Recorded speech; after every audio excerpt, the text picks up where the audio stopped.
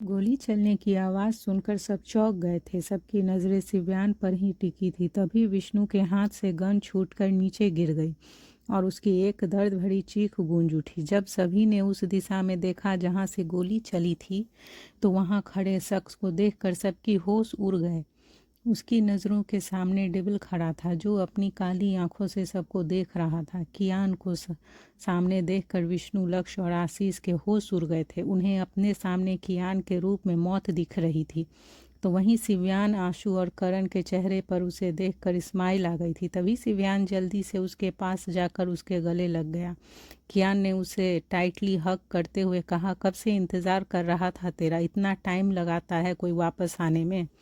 जिस पर सिव्यान ने स्माइल करते हुए कहा, सॉरी भाई, आगे से कभी ऐसा नहीं करूँगा। आपकी एक आवाज़ पर ही दौड़ता चला आऊँगा आपके पास। राहुल और उसके आदमी सबको घेर कर उसके ऊपर गन पॉइंट करके खड़े हो गए थे।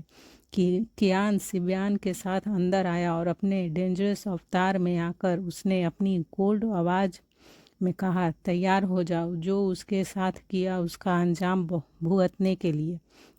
कियान ने ये लक्ष्य और आशीष को घूरते हुए कहा था। उसके लहजे में एक खौफ था जिसमें दोनों अच्छे से महसूस कर सकते थे। फिर उसने विष्णु को देखते हुए आगे कहा, जितने फ्रैक्चर उसकी बॉडी पे है ना, उस 6 महीने से पहले बेड से उठने वाला तो नहीं है ही नहीं। तो तू अब सोच कि तेरा क्या होगा। यह कहकर उसने राहुल की तरफ देखा। वह कियान का इशारा समझकर उसकी बात को पूरा करते हुए बोला, राघव की इन्फॉर्मेशन हमें दे दे, फिर शायद तुझे हम छोड़ दें। उसकी बात सुनकर विष्णु जोर जोर से हंसने लगा। उसे ऐसे पागलों की तरह हंसते देखकर सब उसे अजीब तरह से देख रहे थे। एक पल के लिए कियान को छोड़कर सभी को लगा कि विष्णु मरने के डर से पागल हो गया है। फिर कियान समझ गया था कि विष्णु के ऐसे हंसने के पीछे कोई तो वजह है। वह बिना एक्सप्रेशन के चुपचाप खड़ा उसे देख रहा था। तभी विष्णु शांत होकर बोला, कियान ओबरॉय, मैं अगर तुझे सब बता भी दूँ तो भी तू मुझे मरवा देगा, और नहीं बताऊंगा तो भी तू मरवा देगा। अब जब मेरा मरना तय हो ही गया है तो क्यों न मैं मर ही जाऊं। सब विष्णु की बातों पर उसे टकटकी लगाए देख रहे थे। वह सबको एक पागल कुत्ता लग रहा था जो जिद पर अड़ा था। तभी विष्णु कियान को देखते हुए उसके पास आया और उसके कान में धीरे से बोला, मैं मारूंगा पर ऐसे नहीं, तेरे और तेरे भाई के बीच एक नफरत की दीवार खड़ी करके। उसकी बात सुनकर कियान को समझने में देर नहीं लगी कि वह आगे क्या करने वाला है, पर उसने विष्णु को रोका नहीं और उसे बोलने दिया, क्योंकि आज नहीं तो कल सिव्यान को सच का पता चलना ही था। फिर विष्णु सिव्यान के पास आकर उसकी आंखों में देखते हुए बोला, तुझे याद है ना उस दिन हमारे बीच फाइट क्यों हुई थी। सिव्यान ने एक सेकंड के लिए सोचा और फिर हाँ में सिर हिला दिया। यह देखकर विष्णु के चेहरे पर जीत की खुशी दिखने लगी थी और उसने सिव्यान की भड़कते हुए कहा, यह जो तेरा भाई है ना, द डेविल कियान ओबरॉय, पता है इसने किससे शादी की है। ये कहते हुए विष्णु थोड़ा रुका और तिरछा मुस्कुराते हुए कियान को एक नज़र देखा। कियान अभी भी एक्सप्रेशनलेस चेहरे के साथ खड़ा था। उसे देखकर ऐसा लग रहा था जैसे विष्णु की बात का उस पर कोई असर नहीं हो रहा। तो वहीं विष्णु की बात सुनकर सिव्यान की भौहें तन गई थी। फिर विष्णु ने अभी अपनी अधूरी बात पूरी करते हुए कहा, उसी से जिससे तू उस दिन प्रपोज करने वाला था। यह सुनते ही सिव्यान की आंखें बड़ी हो गई और वह हैरानी से कियान को देखने लगा। विष्णु को दोनों भाई के बीच जो बीज बोना था वह उसने बो दिया था और वह दोनों को देखकर शैतानी स्माइल होठों पर लिए हंस रहा था। सभी विष्णु की बात सुनकर हैरान थे। आशु को भी कुछ कुछ समझ आने लगा था। उसे ऐसा फील हो रहा था जैसे उसके अंदर कुछ टूट गया हो, जिसकी आवाज़ तो उसने नहीं सुनी पर टूटने का दर्द उसके चेहरे पर दिखने लगा। इधर कियान अभी भी सिव्यान को देख रहा था और उसके कुछ बोलने का इंतज़ार कर रहा था। बाकी सब भी उसे ही देख रहे थे। तभी उस सबके देखते सिव्यान के होठ खिल उठे और वह हंसने लगा। उसे हंसते देखकर कियान समेत सभी उसे हैरानी से देख रहे थे। फिर वह हंसते हुए ताली बजाने लगा। उसे देखकर विष्णु को ऐसा लगा जैसे सिव्यान पागल हो गया है। तभी शिव्यान हंसते हुए ही बोला, well play Vishnu, well play. तुझे क्या लगा कि तू यह सब बताकर मेरे और मेरे भाई के बीच दूरियां ले आएगा और तेरी बातें सुनकर मैं भाई से सवाल करूंगा, उसे लड़ूंगा? वह सभी सिर्फ एक लड़की के लिए। तेरी इस सारी बकवास बातों में मुझे सिर्फ एक ही बात अच्छी लगी, वो ये कि मेरे भाई ने शादी कर ली। फिर वह सरप्राइज होते हुए आगे बोला, ओ गॉड, मेरे भाई ने फाइनली शादी कर ली, वह भी मेरी पसंद की लड़की से। फिर उसने विष्णु से कहा, तुझे एक बात पता है विष्णु, मैं भाई से हमेशा कहता था, भाई आप जब भी शादी करेंगे तो आपके लिए लड़की मैं ही पसंद करूंगा।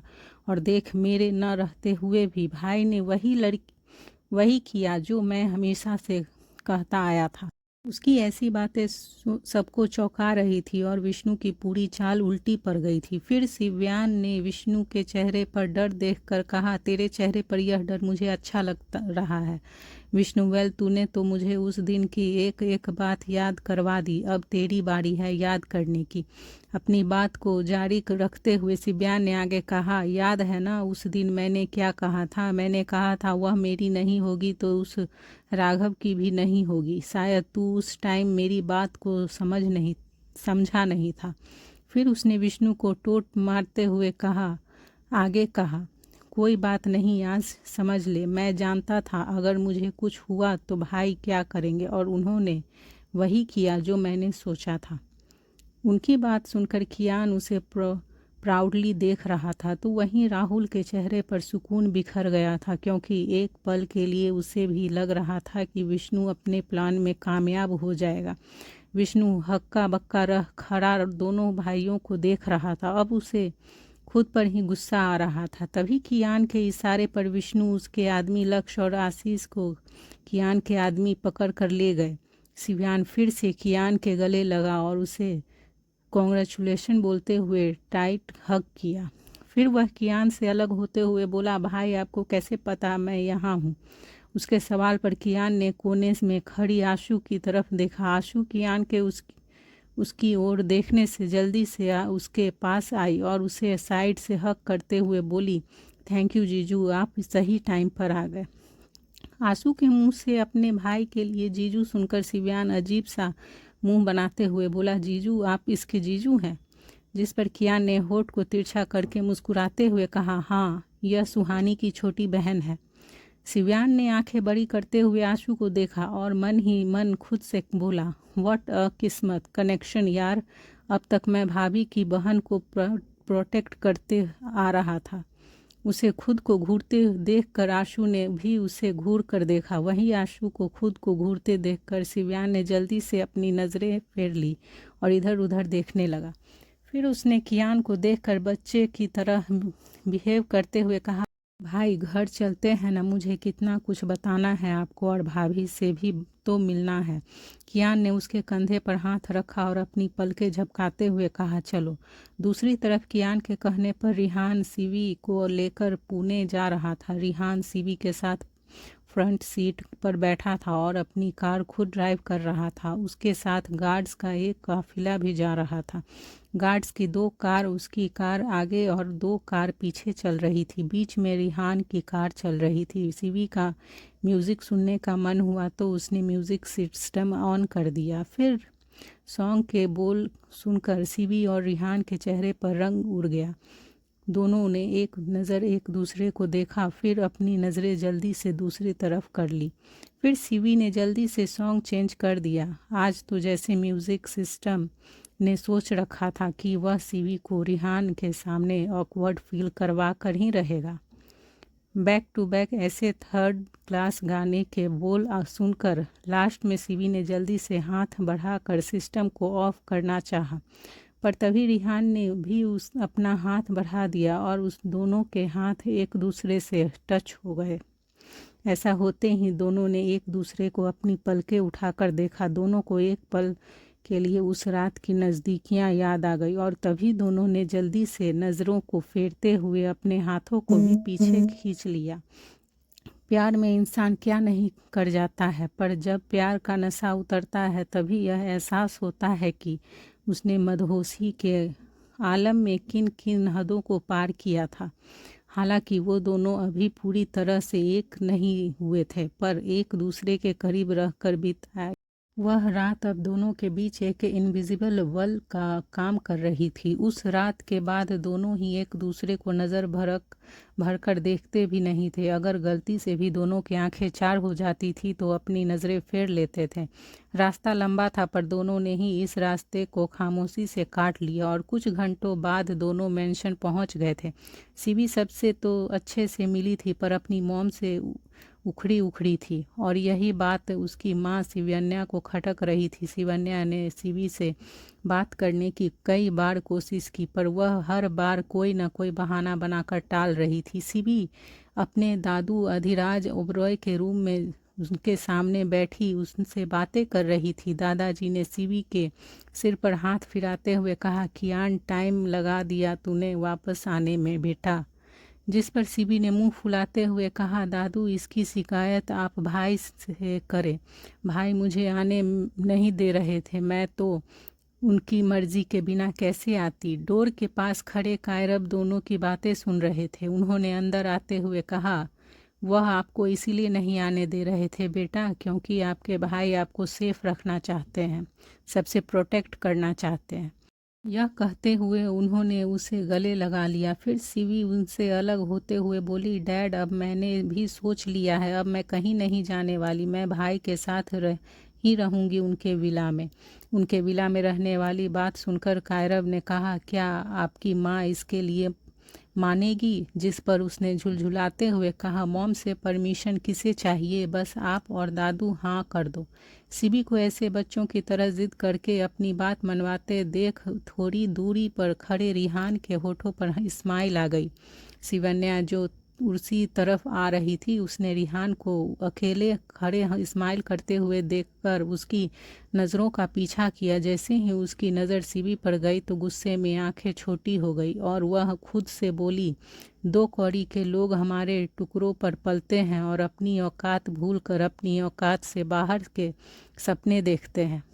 अपने मन में ही रिहान को कोसते हुए वह उनके सामने आकर खड़ी हो गई। रिहान ने जैसे ही शिवन्या को अपने सामने देखा तो वह सकपका गया और सही से खड़े होते हुए उसी ग्रेट किया।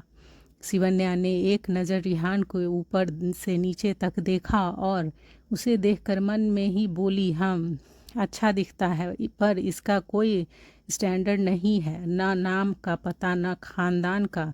ओबरॉय का रिश्ता उसके लेवल के लोगों के साथ जुड़ता है और इसका तो कोई लेवल ही नहीं है। फिर उसने रिहान को घूरते हुए कहा, तुम यहाँ हमारे लिए काम करते हो, तुम्हारे लिए यही अच्छा है कि तुम अपने काम से काम रखो और औकात से बाहर के सपने मत देखो। यह कहकर उसने एक नज़र रिहान और सीवी को देखा, फिर वहाँ से चली गई। रिहान को उसकी बातें बहुत बुरी लगी थी, पर फिर भी उसने शिवन्या के सामने कुछ रिएक्शन नहीं किया और खुद से कहा, जब किसी के बारे में पता नहीं हो तो उसके बारे में बोलना भी नहीं चाहिए। और रही बात मेरी औकात की, तो यह करते हुए उसने जानबूझकर अपनी बात अधूरी छोड़ दी और उसके होठों पर एक स्माइल बिखर गई। क्या सीवी के डैड और दादाजी उसे अपने भाई के विला में रहने के लिए परमिशन देंगे?